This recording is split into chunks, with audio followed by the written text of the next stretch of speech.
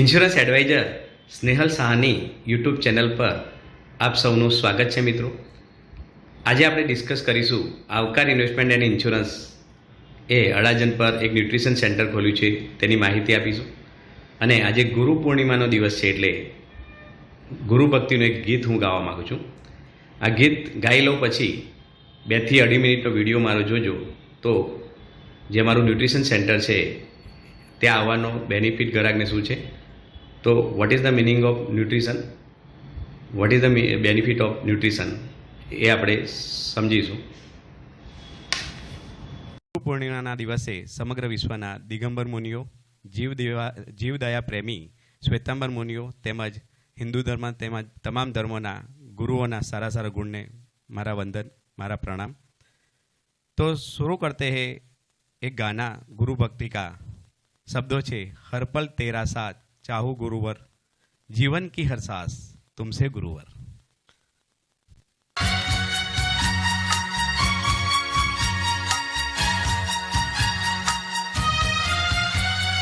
हर पल तेरा साथ चाहूं गुरुवर,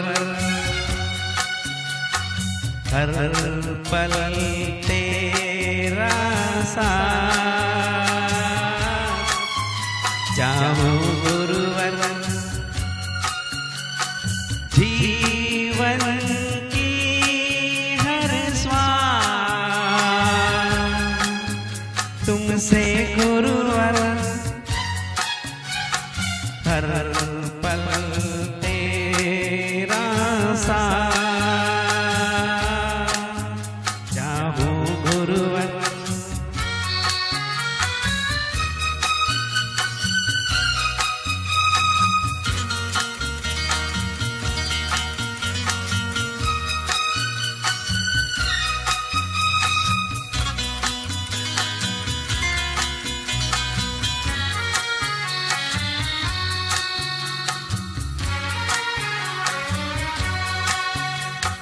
को पाया तुमने जो छोड़ दिया संसार, पाया है तुमने शिव को तज के सारा संसार.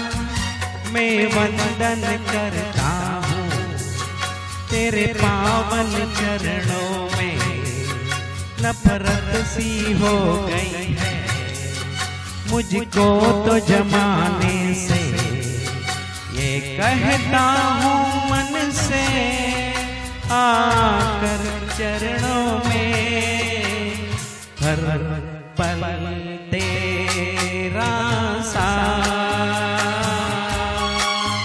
चाहूं गुरुवर,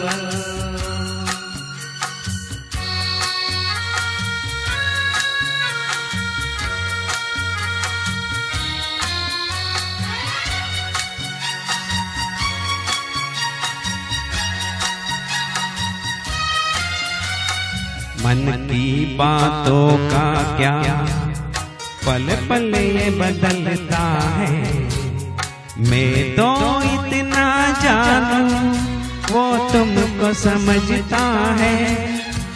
गुरु तुमसे ये नाता तेरा मुझसे रिश्ता है, संसार तो है धोखा सच्चा तेरा रिश्ता है. ये सोच कर मन मेरा दिल भी ये कहता है, हर पल तेरा साथ चाहूं गुरुवर,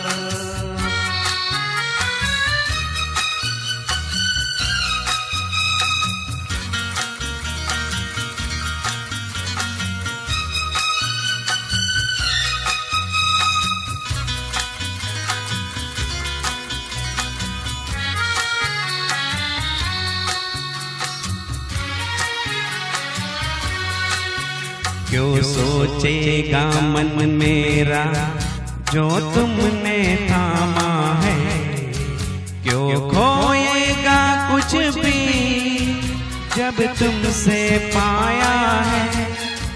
भक्ति में हूँ तेरा नाम है मुख पे, श्रद्धा भजनों में है, गाता हूँ मैं मन से, हर बार तुम्हें गाऊं मन मेरा कहता है, हर पल तेरा साथ, चाहो गुरुवर जीवन की हर स्वाद तुमसे गुरुवर, हर पल तेरा साथ, चाहो गुरुवर। ધન્યવાદ. તમને ગુરુ પૂર્ણિમાનું આ જે ગુરુ ભક્તિનું ગીત તમને જો ગમ્યું હોય તો મારી યુટ્યુબ ચેનલને લાઈક કરજો, સબસ્ક્રાઈબ કરજો. તો મિત્રો, ન્યુટ્રિશન કંપનીઓનું હવે વાત કરીએ આપણે. ન્યુટ્રિશન જે આપણે સેન્ટર ખોલ્યું છે, તો ખાના ખાતે હૈ वो पत्ता नहीं, उसका नाम है बीमारी, और कमाते हैं वो बत्ता नहीं, उसका नाम है बेरोजगारी. यही अपने इंडिया की समस्या है. तो what is the meaning of nutrition? It is called પોષક તત્વ ઇન ગુજરાતીમાં એને પોષક તત્વ કહે છે કે માણસો કુપોષણથી પીડાય છે, બરાબર છે. અને આજે પોષક તત્વો કયા કયા છે? તો આપણને પ્રેક્ટિકલી ખબર જ છે કે પ્રોટીન છે, ફાઇબર છે, કાર્બોહાઈડ્રેટ છે, ફેટ્સ છે, બરાબર છે. બીજું વિટામિનની વાત કરીએ તો A, B, C, D, E, B12, B3, B6, B9 એવા 13 વિટામિન છે. મિનરલ્સ તો ઘણા બધા છે, પણ એમાં બી આપણને ખબર હોય છે કે પોટેશિયમ, મેગ્નેશિયમ, ફોસ્ફરસ, આયરન, બરાબર, સોડિયમ, આ બધા મિનરલ્સ છે. તો આ બધાની જરૂરિયાત આપણા શરીરમાં કેટલી, બરાબર છે. આજે તમે વિચારો કે તરુણ સાગર મુનિ મહારાજ હતા અમારા, આપણે જે રાષ્ટ્રસંઘ કહેવાતા હતા, એમને કેન્સર થયું. ઘણા લોકોને, સારા ફિલ્મ સ્ટારોને બધું ધ્યાન રાખતા હોય છે, પણ કેન્સર થતું હોય છે. ગામડામાં કઢીને મકાઈનો રોટલો ખાતો હોય વ્યક્તિને બી કેન્સર થાય છે. ત્યારે લોકો જ્યારે વ્યસન કરતા હોય છે કે દારૂનું સેવન કરતા હોય છે, નોનવેજ વધારે પ્રમાણમાં લેતા હોય છે. નોનવેજ તો ખાવું જ ના જોઈએ, પણ નોનવેજ બી આજે ક્રેઝ બની ગયું છે લોકોને માટે, બરાબર છે. દારૂ પીતા હોય છે, પછી સિગારેટનું વ્યસન હોય છે, પછી મસાલા ખાતા હોય છે. આ બધા સ્ટ્રોંગ બને. ચાલો એમ કે સાદું ખાઈને બી આવું થાય છે, તો આપણે તો બિંદાસ આ વ્યસન કરવું છે એમ. પણ એવું નથી મિત્રો. એનું કારણ છે કે પોષક તત્વની ખામી.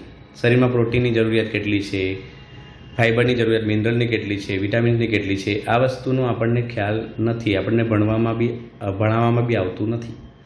આજે નરેન્દ્ર મોદી છે ને, એ સપોર્ટ કરે છે ઇન્ડિયામાં જેટલી આપણે ન્યુટ્રિશન કંપનીઓને કે ભાઈ ઘરે ઘરે પોષણ મળવું જોઈએ. ઘરે ઘરે ન્યુટ્રિશન કંપનીઓને જવું પડશે, કારણ કે જમીનોમાં ખાતર નાખીને વાત લાગી ગઈ, કંઈ આવતું જ નથી જે વાઈએ છે એમાં ન્યુટ્રિશન, કે આમાં આટલું ફાઇબર આવશે, પ્રોટીન પણ એવું થતું જ નથી. બીજું કેમિકલ વાળું થાય છે. દૂધી નાની હોય સવારે ને સાંજે મોટી થઈ જાય છે.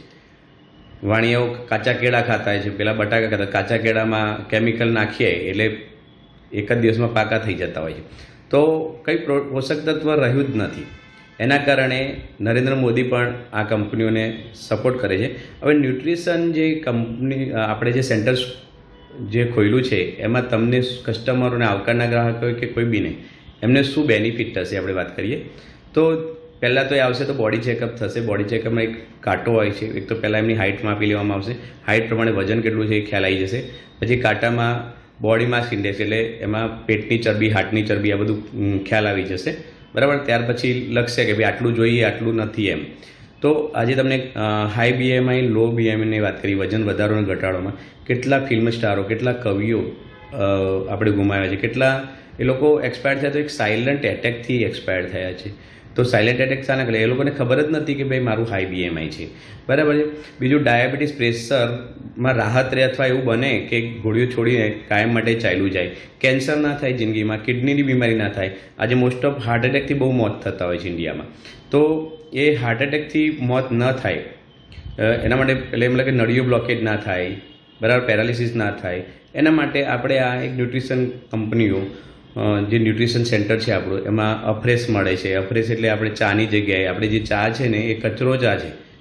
લાસ્ટ જે કહેવાય ને કે પેલું સત્તું વૈધું હોય એ છે, એનાથી કેન્સર થાય છે. ને એની અંદર પાછું કેમિકલવાળું દૂધ આવે, આપણે જે દૂધ પીએ છીએ, અને એક સુગર આવે. તો સુગરની માત્રા અમુક વધી જાય તો કોલેસ્ટ્રોલ ને બધું થાય છે. એ બધું જાણવાનું છે મારા સેન્ટર પર. તો આ વસ્તુ આપણે આ દરેકે દરેક વાત જાણીશું. અને આના માટે ન્યુટ્રિશન સેન્ટર બીજું એક શેક બનાવે છે, જેમ આપણે ઘણી જગ્યાએ શેક પીવા જઈએ છીએ, થીક શેક. તો આ ન્યુટ્રિશનમાં એ લોકો ફ્લેવર નેચરલી નાખીને આ બધા ન્યુટ્રિશન આવે કે ભાઈ 40 ફ્રૂટના ન્યુટ્રિશનમાં 3 ચમચી નાખો, એક 250-300 ml. બીજું સોયાબીનનું પ્રોટીનનું 1 ચમચી નાખો. સોયાબીનનું મિલ્ક ફેટ વગરનું દૂધ આવે એના પાવડરનો 1 ચમચી નાખીને આ લોકો શેક બનાવે. એ શેક બનાવવાથી અને આ બધું તો પ્રોટીનની ને જે વિટામિનની જરૂરિયાત આપણા શરીરમાં પૂરી થઈ જતી હોય છે. અને એ બધું ઓર્ગેનિકમાંથી લઈને એ લોકો આ ન્યુટ્રિશન કાઢીને આ એક પાવડર સ્વરૂપે આપણને આપતા હોય છે. જેના લીધે આપણે આ વસ્તુ, આ એક દવા નથી, એક ખોરાક છે મિત્રો. તો આ લઈને આપણે આપણી જિંદગી સારી જીવી શકીએ છીએ. અને હેલ્થ ઇઝ વેલ્થ છે, બીજું કંઈ નથી જિંદગીમાં. હેલ્થ સારું હશે તો જિંદગી છે. તો થેન્ક યુ વેરી મચ. ફરી મળીશું નવા ટોપિક અને એપિસોડ સાથે. Good bye and take care.